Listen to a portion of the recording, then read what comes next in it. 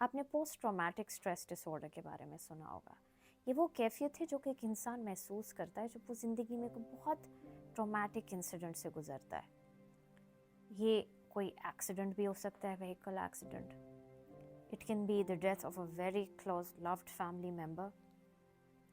It can be combat in war zone areas, जैसे हमारे मासूम फ़लस्तीनी बहन भाइयों पे तकलीफ़ें गुजर रही हैं। और it can be cases of domestic abuse और डोमेस्टिक वायलेंस।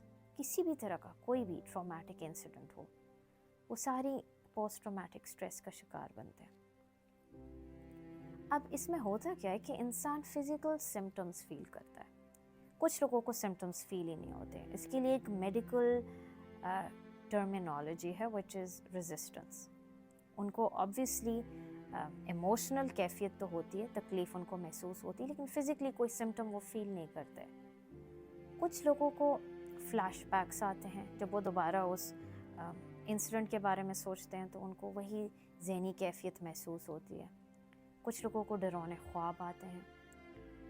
इंटेंस शदीद गुस्सा, बाउट्स ऑफ एंगर, और शदीद डिप्रेशन और एंजाइटी का शिकार बनते हैं ऐसे लोग।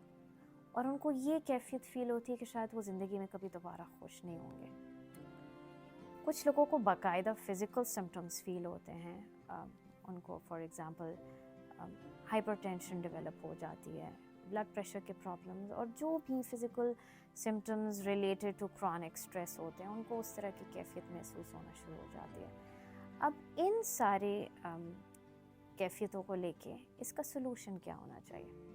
सबसे पहले तो तकलीफ़ अल्लाह ताला की तरफ से होती है, और इंसान जब तक आप ख़ुद वो तकलीफ़ ना गुजरे, you can never feel that.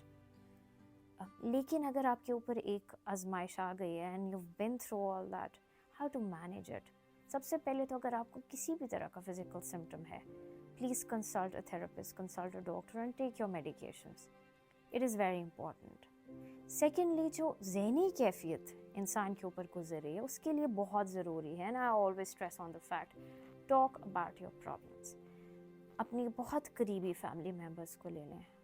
जो इंसान पोस्ट ट्रॉमेटिक स्ट्रेस डिसऑर्डर का शिकार होता है, उसको ये महसूस होता है कि शायद कोई और उसकी तकलीफ़ समझ नहीं सकता, लेकिन ऐसा नहीं होता। आपको कोई ना कोई ऐसे शख्स ढूंढना है जिसके साथ आप अपने प्रॉब्लम्स शेयर करें।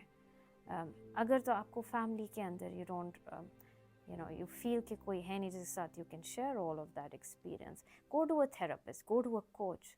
It is very important.